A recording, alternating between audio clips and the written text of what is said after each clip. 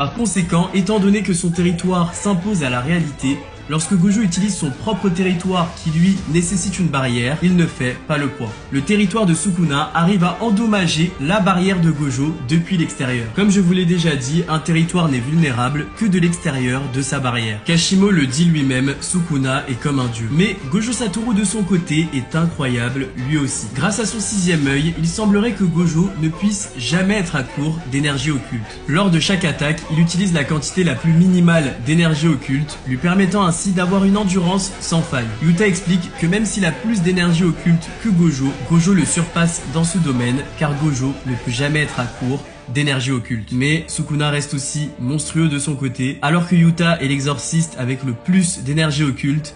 Il explique que Sukuna a au minimum 2 fois plus d'énergie occulte que lui. 2 fois, c'est quand même énorme. Ainsi, Gojo est en plein dans l'extension du territoire de Sukuna. Et directement,